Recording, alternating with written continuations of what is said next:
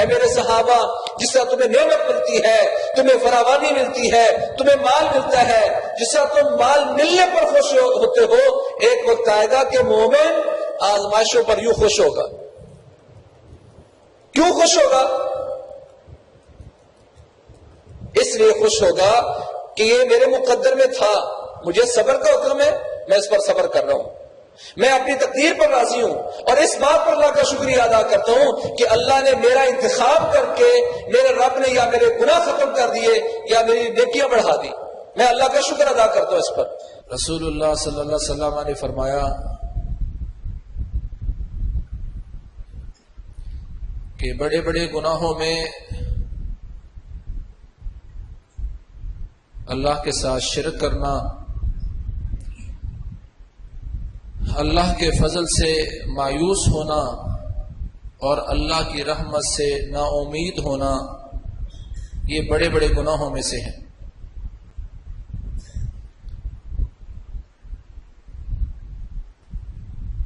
آج ہمارا موضوع ہے اے بیمارو نا امید نہیں ہونا۔ اللہ تعالیٰ نے فرمایا کہ ایوب علیہ السلام کو یاد کیجئے جب انہوں نے اپنے رب کو آواز لگائی، پکارا کہ یا اللہ مجھے تکلیف نے آ گھیرا ہے اور تو ارحم الراحمین ہے۔ فاستجبنا له فکشفنا ما به من ضر، ہم نے ان کی پکار کو سنا اور ان کی تکلیف کو دور کر دیا۔ وَآتَيْنَهُ أَهْلَهُ وَمِثْلَهُمْ مَعَهُمْ، اور ان کی زندگی کے جو خسارے تھے، گھر والے بچے چھوڑ کے چلے گئے تھے، ہم نے وہ سارا کچھ ان کو ڈبل کر کے عطا کر دیا۔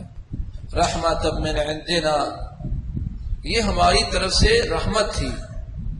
وذکریٰ للعابدین، اور جو عبادت کرنے والے ہیں ان کے لیے نصیحت ہے، عبادت گزاروں کے لیے نصیحت ہے۔ کہا ایوب علیہ السلام کو یاد کیجیے جب ہم نے ایوب علیہ السلام کی زندگی پر، رسول اللہ صلی اللہ علیہ وسلم کے فرامین پر غور کیا تو حیرانگی اس بات کی ہے کہ وہ 1-2 سال نہیں 18 سال بیمار رہے۔ الصحیحہ میں شیخ البانی رحمہ اللہ نے جو صحیح سند سے ان کا واقعہ بیان کیا، حضرت ایوب علیہ السلام کا جو پیارے پیغمبر نے بیان کیا، 18 سال تک بیمار رہے اور وہ اپنے رب کو پکار رہے، 18 سال بعد بھی مایوس نہیں ہوئے۔ مفسرین کہتے ہیں کہ اللہ کریم نے انبیاء کے واقعات میں ایوب علیہ السلام کا واقعہ وذکریٰ للعابدین کہہ کر کہ عبادت گزاروں کے لیے یہ نصیحت ہے کہ جن کی زندگی کے 18 سال تکلیف میں گزر گئے، عزیز و قارب بھی چھوڑ گئے، حتیٰ کہ صحیح سند سے جو روایت ثابت ہے، دوستوں میں سے 2 دوست یا صحابیوں میں سے 2 صحابی وہ ساتھ چلتے تھے، ان میں سے بھی اتنا عرصہ گزرنے کے بعد ایک نے دوسرے سے کہا لگتا ہے ایوب علیہ السلام سے کوئی غلطی ہوئی ہے جو اتنی بڑی مصیبت میں آ گیا۔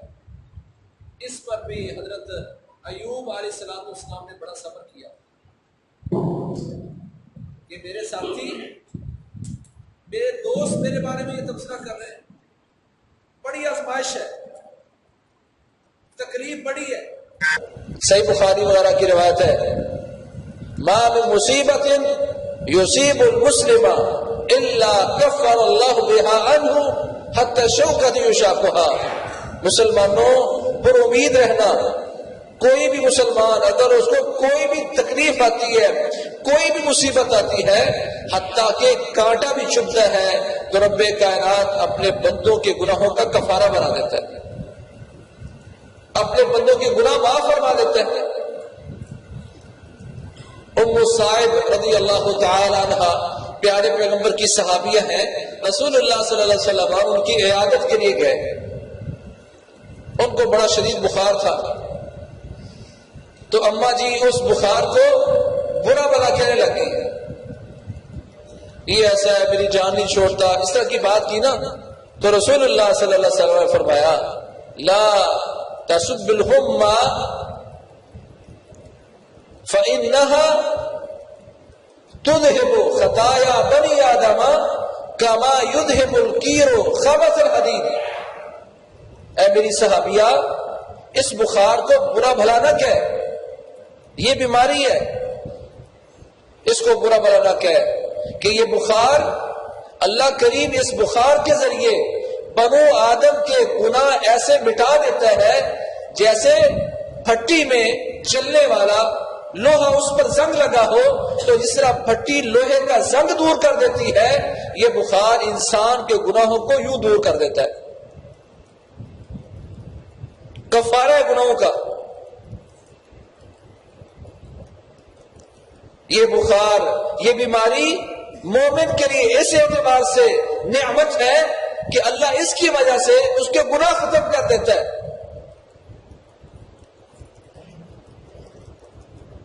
اسی لیے رسول اللہ صلی اللہ علیہ وسلم شاہ فرمایا ما من مسلم یصیبہ اذی حتی الشوکۃ، ایک روایت ہے ما من مسلم یصیبہ اذی الشوکۃ فما فوقها الا کفر اللہ بها خطایاہ کما تحط الشجرۃ ورقها۔ صحیح بخاری کی حدیث ہے، اور مسلمان کو کوئی تکلیف آتی ہے، کوئی بیماری آتی ہے، حتیٰ کہ ایک کانٹا بھی لگتا ہے، تو اللہ کریم اپنے بندوں سے اس کے گناہوں کو یوں ختم کر دیتا ہے جس طرح درخت اپنے پتوں کو خزاں کے موسم میں گرا دیتے ہیں، جس طرح وہ پتے گر جاتے ہیں، اس طرح انسان کے گناہ بھی ختم ہو جاتے ہیں۔ اے بیماروں، نا امید نہیں ہونا۔ ہاں، بیماروں کی پھر آگے کیٹاگریاں بن جاتی ہیں۔ شیخ محمد بن صالح العثیمین نے لکھا کہ بیماروں پر جب بیماری آتی ہے تو ان کی 4 قسمیں بنتی ہیں، بس ہم نے یہ دیکھنا ہے کہ ان 4 قسموں میں میں کہاں کھڑا ہوں۔ کہا بیماروں کی پہلی قسم یہ ہوتی ہے جو بدبخت ہیں، بدقسمت ہیں، ان کو کچھ بھی ملنے کی بجائے اللہ کی طرف سے غضب ملتا ہے، اللہ کا غصہ ان کو ان کے نصیب میں آتا ہے، اس تکلیف کی وجہ سے گناہوں کا کفارہ تو کیا الٹا اللہ کی ناراضگی ان کا مقدر بنتی ہے۔ کہ یہ پہلی قسم کون سے لوگوں کی ہے؟ جو مصیبت آنے پر ناراض ہو جاتے ہیں، غصہ کرتے ہیں، شکوے کرتے ہیں۔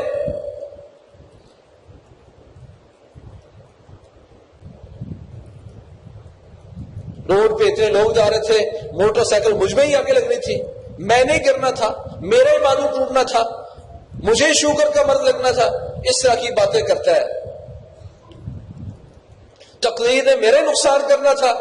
میں جو انسان اس طرح کی بات کرتا ہے، فمن سخط فلہ السخط، جو یوں ناراض ہوتا ہے اللہ کی طرف سے اس بندے پر غصہ ہے، رحمت کہاں سے آئے گی؟ یہ پہلی قسم ہے، اور اس وقت امت میں اکثر لوگ اسی قسم میں داخل ہیں۔ دوسری قسم ان لوگوں کی ہے جو صبر کرتے ہیں۔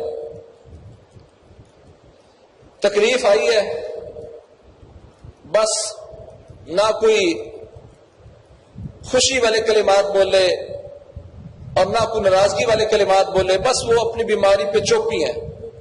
یہ بھی یقیناً بہتر ہے، انہوں نے بھی پہلی قسم سے بہتر ہے۔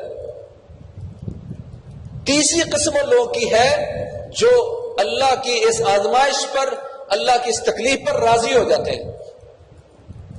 راضی ہونے کا مطلب کیا ہے؟ وہ کہتے ہیں اللہ تعالیٰ نے تقدیر میں جو لکھا تھا بہتر لکھا تھا، اس سے میں بھاگ نہیں سکتا تھا، اللہ کا فیصلہ یہی ہے اور میں اللہ کے فیصلے پر راضی ہوں۔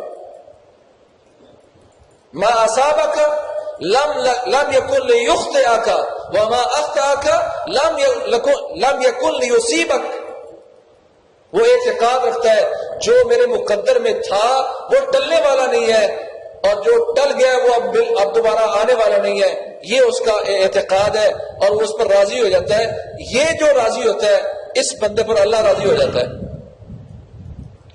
کا چوتھی قسم ان کی ہے جو شکر کرتے ہیں۔ بیماری پر شکر کیا ہوتا ہے؟ بیماری آئی ہے اور آپ شکر کر رہے ہیں اللہ کا۔ ابن ماجہ کی حدیث ہے، رسول اللہ صلی اللہ علیہ وسلم نے فرمایا کہ ایک وقت آئے گا مسلمانوں پر یا مومنوں کے حالات یہ ہیں کہ مومنوں میں سے کتنے مومن وہ ہیں وَإِنَّ أَحَدَهُمْ لَيَفْرَحُ بِالْبَلَاءِ كَمَا يَفْرَحُ أَحَدُكُمْ بِالرَّخَاءِ۔ اے میرے صحابہ، جس طرح تمہیں نعمت ملتی ہے، تمہیں فراوانی ملتی ہے، تمہیں مال ملتا ہے، جس طرح تم مال ملنے پر خوش ہوتے ہو، ایک وقت آئے گا کہ مومن آزمائشوں پر یوں خوش ہوگا۔ کیوں خوش ہوگا؟ اس لیے خوش ہوگا کہ یہ میرے مقدر میں تھا، مجھے صبر کا حکم ہے، میں اس پر صبر کر رہا ہوں، میں اپنی تقدیر پر راضی ہوں، اور اس بات پر اللہ کا شکریہ ادا کرتا ہوں کہ اللہ نے میرا انتخاب کر کے میرے رب نے یا میرے گناہ ختم کر دیے یا میری نیکیاں بڑھا دی، میں اللہ کا شکر ادا کرتا ہوں اس پر۔ وَقَلِيلٌ مِّنْ عِبَادِيَ الشَّكُورُ، لیکن اللہ فرماتے ہیں میرے بندے تھوڑے ہیں جو اس طرح کے شکر گزار ہیں۔ ان چاروں کیٹیگریوں میں رسول اللہ صلی اللہ علیہ وسلم کی ایک حدیث واضح ہے جو حدیث قدسی ہے، صحیح الترغیب میں بھی ہے، الصحیحہ میں بھی ہے، صحیح جامع صغیر میں بھی ہے۔ رسول اللہ صلی اللہ علیہ وسلم فرماتے ہیں جب بندہ بیمار ہوتا ہے تو اللہ کریم 2 فرشتوں کو بھیجتے ہیں اس بندے پر، اور ان 2 ہم کہتے ہیں ہمیں اللہ کو ہماری فکر ہی نہیں، امت رل رہی ہے، مر رہی ہے، مظلوم بن گئی ہے، مغلوب ہے، اور اللہ کو فکر نہیں۔ یہ کفریہ کلمات جائز نہیں ہے، اللہ کو تو ہر ایک کی فکر ہے۔ ایک بندہ بیمار ہوا تھا، بعث الیہ ملکین، اللہ نے 2 فرشتے اس کی طرف بھیج دیے۔ اللہ کو تو امت کے ایک فرد کی فکر ہے، 2 فرشتے بھیجے، کہا جا کے کھڑا ہو اور سن یہ کہتا کیا ہے۔ جو اس کی عیادت کرنے آئے تھے، جو بیمار پرسی کرنے آئے تھے، ان کے سامنے اس کا رویہ کیا ہے؟ فرمایا وہ عیادت کرنے آتے ہیں، عیادت کرنے والے آ رہے ہیں، ان کے سامنے اللہ تعالیٰ کی تعریف بیان کرتا ہے، اللہ کا شکریہ ادا کرتا ہے کہ اللہ تعالیٰ نے میرے گناہ تھے تو اللہ نے سوچا گناہ ختم ہو جائے، میرا رب مجھے چاہتا میرے درجات بلند ہو جائے، حمد و ثنا بیان کرتا ہے۔ وَلَمْ يَشُكْنِي إِلَىٰ عُوَّادِهِ، یہ حدیث ہے رسول اللہ صلی اللہ علیہ وسلم کی کہ اللہ فرماتے میرے اس بندے نے عیادت کرنے والوں کے سامنے میری شکایت نہیں کی، اللہ کی شکایت نہیں کی، حمد و ثنا بیان کی، شکایت نہیں کی۔ پہلا تھا شکایتیں کرنے والا، ناراض ہونے والا، اس ناراض ہونے والے کے لیے اللہ کی ناراضگی ہے۔ دوسرا صبر تھا، بس وہ صبر کرتا ہے، نہ کوئی تعریفی جملے بولتا ہے اور نہ کوئی شکوے والے بولتا ہے، درمیانی سیرا ہے، بس صبر کر رہا ہے۔ ایک وہ جو اللہ کا شکر بھی ادا کر رہا ہے اور اللہ کی تقدیر پر راضی ہونے کا بھی کر رہا ہے۔ فرمایا اللہ کریم فرماتے لعبدی علی ان توفیتہ ان ادخلہ الجنہ وان انا شفیتہ وان انا شفیتہ علی ان ابدل لحما خیرا من لحمہ ودما خیرا من دمہ وان اکفر عنہ سیئاتہ، کہا میرے ذمے لعبدی علیہ، اس بندے کا میرے ذمے یہ چیز بن گئی، فریضہ بن گیا، میرے لعبدی علیہ، اس بندے کا مجھ پر حق بن گیا ہے، ان توفیتہ ان ادخل الجنہ، اگر اس بیماری میں نے اس کو فوت کر دیا تو میرے ذمے کہ آپ نے اس بندے کو جنت کا داخلہ نصیب فرماؤں گا۔ اس بیماری میں مر گیا تو میرے ذمے اس بندے کا مجھ پر حق ہے کہ اس کو جنت کا داخلہ دوں گا۔ وَإِنْ أَنَا شَفَيْتُهُ، اور اگر میں نے اس بیماری سے اس کو شفا یاب کر دیا، اس کو صحت دے دی، میرے ذمے ہے ان ابدلہ لحما خیر من لحمہ ودما خیر من دمہ وان اکفر عنہ سیئاتہ، تو میرے ذمے ہے صحت یاب ہوگا تو پہلے جسم سے، پہلے گوشت سے، پہلے خون سے بہتر اس کو خون دوں گا، پہلے جسم سے، پہلے گوشت سے بہتر گوشت دوں گا، اور اس کے سارے گناہ بھی معاف کر دوں گا۔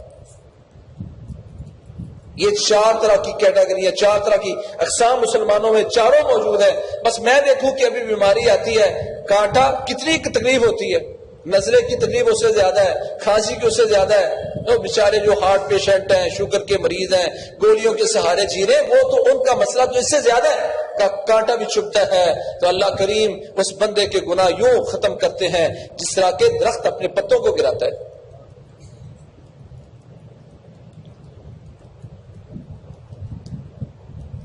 بیماروں نا امید نہیں ہونا، پہلی بات کا یقین رکھیں، بیمار کے ذمے کہ وہ یہ یقین رکھے کہ اس بیماری کے عوض اللہ تعالیٰ مجھ سے محبت کرنا چاہتا ہے۔ یہ پہلا عقیدہ ہونا چاہیے مسلمان کا، جو رسول اللہ صلی اللہ علیہ وسلم کی طرف سے امت کو ملا ہے، کہ اس بیماری کے عوض مجھے کیا ملنے والا ہے؟ اللہ کی محبت، اللہ مجھے اس بیماری کی وجہ سے محبوب بنا لے گا۔ بیماری تو 2 بندوں کو آئی ہے، ایک وویلے کر رہا ہے، چیخ رہا ہے، ایک صحیح بخاری کی حدیث ہے، ایک بندہ دیہاتی بابا مسلمان ہوا تو رسول اللہ صلی اللہ علیہ وسلم اس کی عیادت کرنے گئے، تو آپ نے کہا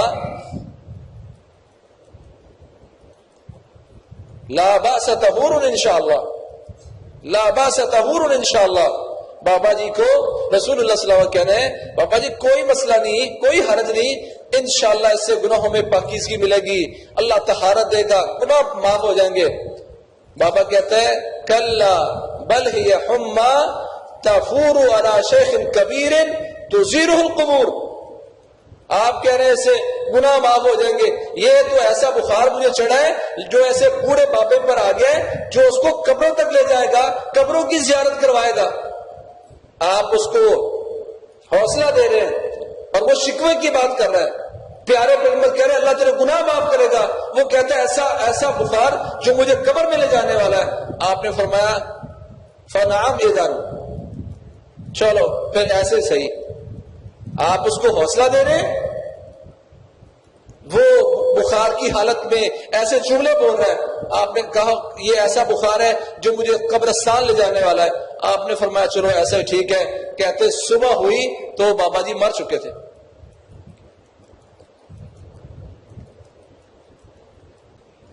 محدثین نے اس پر اپنی اپنی توجیہ بیان کی ہے کہ رسول اللہ صلی اللہ علیہ وسلم کو اندازہ ہو رہا تھا کہ بابا بچنے والا کوئی نہیں، آپ نے کہا چلو ایسا ہی ہے، لیکن کچھ نے کہا کہ اس کا معنی ہے کہ اگر آپ کسی بھی حالت میں تو کوئی جملہ ایسا نہ بولیں جس کی وجہ سے کوئی آپ کی وہ بات اللہ کی ناراضگی کی طرف آپ کو لے جائے۔ تو پہلا یقین یہ ہونا چاہیے مریض کو کہ اس مریض کو وہ کوئی بھی مرض ہے، آپ کو چھینکیں آ رہی ہیں، آپ کو الرجی ہے، آپ کو بخار ہو گیا ہے، اور کوئی شوگر کا مریض ہے، کوئی پیٹ کا مریض ہے، کسی کا جسم میں درد ہو رہا ہے، کسی کے گھٹنوں میں درد ہو رہا ہے، یہ ساری بیماری ہے۔ جب کانٹا کہا ہے تو کانٹا تو ان بیماریوں سے کم درجے کا ہے، کہا کانٹا بھی لگ جائے تو اللہ کریم اس سے گناہ کو ختم کر دیتے ہیں۔ پہلا اس سے ہونا چاہیے کہ جو بیماری، اور کچھ بیماری ایسی جو مسلسل چلتی ہے، بندہ بیماری بھی اس کو نہیں سمجھ رہا، سروائیو کر رہا ہے، اس میں آپ کا عقیدہ یہ ہونا چاہیے کہ اس کی وجہ سے اللہ تعالیٰ مجھے اپنا محبوب بنانا چاہتا ہے۔ ہم نے بڑی حدیث سنی انما الاعمال بالنیات، بھئی نیت تمہاری کیا ہے؟ مسئلہ تمہیں بنا ہے، بیماری تم اس سے عقیدہ کیا رکھتے ہو؟ پیارے پیغمبر فرماتے ہیں وَإِنَّ اللَّهَ إِذَا أَحَبَّ قَوْمًا ابتلاهم، اللہ لوگوں میں سے جس کو اپنا محبوب بنانا چاہتا ہے اللہ کریم اس پر کو آزمائش نازل کر دیتے ہیں، اور یہ بیماری آزمائش ہے۔ اس کا عقیدہ ہونا چاہیے کہ اس بیماری کی وجہ سے میرا رب مجھے محبوب بنا لے گا۔ یہ پہلا عقیدہ ہونا چاہیے مریض کا۔ مثبت سوچ پہلی کیا ہونی چاہیے کہ یہ بیماری اللہ کی محبت کی دلیل ہے، اللہ اس بیماری کے ذریعے مجھے محبوب بنا رہا ہے۔ دوسری جو مثبت سوچ اس مومن میں، مسلمان میں پیدا ہونی چاہیے وہ یہ ہے کہ اللہ کریم مجھ سے خیر کا، بھلائی کا اور اچھائی کا ارادہ کر رہا ہے. صحیح بخاری کی حدیث ہے من یرد اللہ بہ خیرا یصب منہ. اللہ جب کسی بندے سے بھلائی کا ارادہ کرتے ہیں تو اللہ کریم اس بندے کو کسی آزمائش میں ڈال دیتے ہیں. خیر کا ارادہ کرتے ہیں, وہ یقین رکھے کہ اللہ مجھ سے خیر چاہ رہا ہے, اللہ کی طرف سے یہ خیر ہے. وَنَبْلُوكُمْ بِالشَّرِّ وَالْخَيْرِ فِتْنَةً. ہم بیماری کو عموماً شر سمجھ لیتے ہیں. حدیث کہتی ہے من یرد اللہ بخیرا یصب منہ. یہ خیر اور شر انسان کی نیت پر بنتا ہے. میں سوچوں کہ اس بیماری کی وجہ سے میرا رب مجھ سے خیر چاہ رہا ہے. تیسرا اس کا نظریہ کیا ہونا چاہیے کہ اللہ کریم اس کی وجہ سے میرے گناہ ختم کرتا ہے. جس طرح کہ میں نے پہلے حدیث سے کافی ساری ذکر کر دی کہ جس طرح درخت پتوں کو جھاڑتا ہے اس کے گناہ بھی جھٹ جاتے ہیں, تو اس کا عقیدہ ہونا چاہیے کہ اس کی وجہ سے میرے رب نے میرے گناہ ختم کر دیے. چوتھا اس کا نظریہ اور مثبت سوچ اس بیماری میں کیا ہونی چاہیے کہ اس بیماری کی حالت میں جو عمل میں نہیں کر پا رہا, پہلے کرتا تھا, کھڑا ہو کے نماز پڑھتا تھا, اب نہیں پڑھ رہا, تو بیٹھ کر نماز پڑھتے وقت آپ کی نیت کیا ہونی چاہیے, مثبت سوچ کیا ہونی چاہیے. آپ بیٹھے ہیں, بیٹھ کے نماز پڑھ رہے ہیں, لیٹ کے نماز پڑھ رہے ہیں, اشاروں سے نماز پڑھ رہے ہیں. پہلے آپ تہجد پڑھتے تھے, اب بیماری کی وجہ سے نہیں پڑھ پا رہے.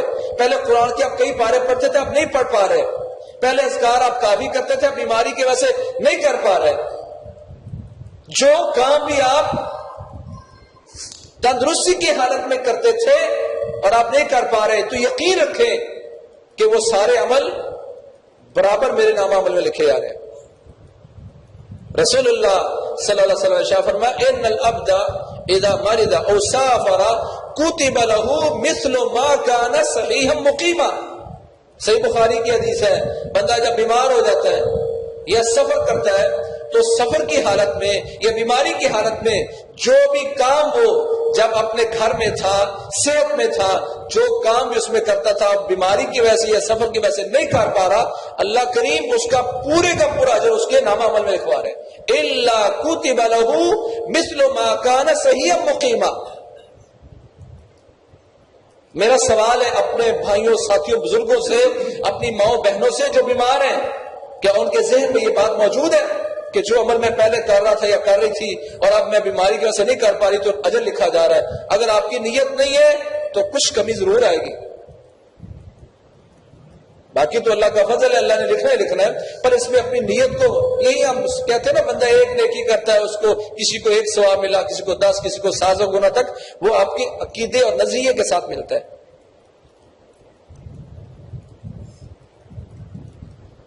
بیمار کو مثبت سوچ رکھتے وقت اس پر یہ بات بھی لازم ہے کہ وہ یقین رکھے کہ اس بیماری کی وجہ سے میرا رب مجھے وہ مرتبہ دینا چاہ رہا ہے جو میں عملوں کے ذریعے نہیں پہنچ پا رہا.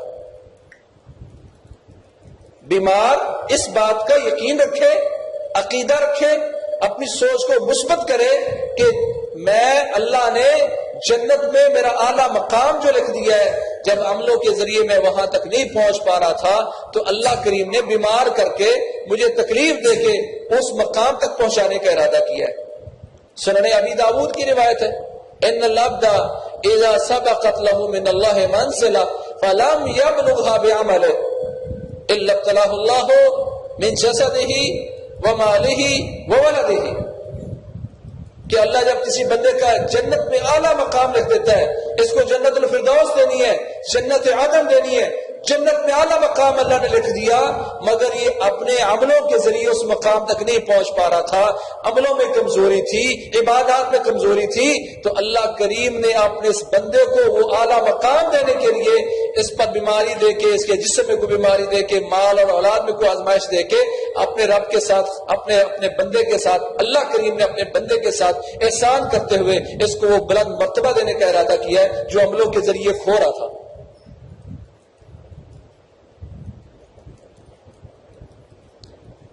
سوچ مثبت کریں. اللہ کی قسم آج ہمارے ہاں گھروں میں مریض گرے پڑے ہیں مایوسیوں میں, اب میں ٹھیک ہو ہی نہیں سکتا, اب یہ بیماری بھی شروع ہو گئی, اب یہ بیماری بھی شروع ہو گئی. کیا آپ نے ان بیماریوں سے یہ یقین کر لیا کہ یہ اللہ کی محبت کی دلیل ہے، اللہ نے خیر کی دلیل پیش کی ہے میرے لیے، اللہ نے میرے عمل جو نہیں کر پا رہا وہ اس کا اجر دیا مجھے، اللہ نے میرے درجات کو بلند کیا ہے؟ کیا یہ عقیدہ موجود ہے؟ کیا میرے گناہ ختم ہو رہے ہیں؟ یہ عقیدہ موجود ہے؟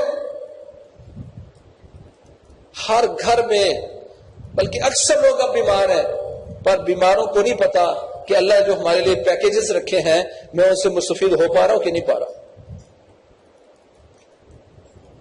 اسی پر انشاءاللہ ہم ایک آدھا خطبہ اور دیں گے، لیکن دو ضروری باتیں میں یہاں ضمن عرض کرنا چاہتا ہوں۔ وہ یہ ہے کہ مریضوں کے حوالے سے بعض اوقات ہم بھی زبردستی کرتے ہیں، مریض کو زبردستی کچھ کھلانے کی کوشش کرتے ہیں۔ ترمذی اور ابن ماجہ کی روایت ہے، فرمایا لا تکرہوا مرضاکم، لا تکرہوا مرضاکم علی الطعام فإن اللہ تعالی یطعمہ ویسقیہم فإن اللہ تعالی یطعمہ ویسقیہم۔ لوگوں اپنے مریضوں کو زبردستی نہ کھلایا کرو، لوگوں اپنے مریضوں کو زبردستی نہ کھلایا کرو، فإن اللہ یطعمہم ویسقیہم، اللہ ان کو کھلا پلا رہا ہے۔ ابن ماجہ اور سنن ترمذی کی روایت ہے۔ آج ہم کہتے ہیں کھائے گا نہیں تو بیمار ہو جائے گا، اور بیمار ہو جائے گا، کمزور پڑ جائے گا، قوت مدافعت ختم ہو جائے گی۔ ٹھیک ہے، مسلسل اس کا نہ کھانا یہ بھی نقصان دہ ہے، لیکن کھاتا بھی ہے، لیکن کبھی آپ اس کو زبردستی کھلا رہے ہیں، اسلام نے کہا ایسا نہ کرو، منع کیا رسول اللہ صلی اللہ علیہ وسلم نے، کہا اللہ ان کو کھلا پلا رہا ہے۔ اس کا مطلب کیا ہوا کہ جو مریض یقین رکھتا ہے اور اللہ کی امید پر کھڑا ہے، وہ سوچے گا کہ اللہ کریم اس بیماری کے عوض مجھے بے یار و مددگار نہیں چھوڑ رہا۔ مریض کو اللہ تعالیٰ کھلاتا پلاتا ہے، حدیث نے کہہ دیا۔ اور اگلی بات یہ ہے، کہا داؤ مرضاکم بالصدقہ، علاج بالغذا بھی آپ کرتے ہیں، ڈاکٹروں کے پاس بھی لے جاتے ہیں۔ کہا نا امید نہیں ہونا، ایک بڑی امید رکھو، داؤ مرضاکم بالصدقہ، اپنے مریضوں کا علاج کرو صدقے کے ساتھ، صدقہ کرو، یہ بھی علاج ہے۔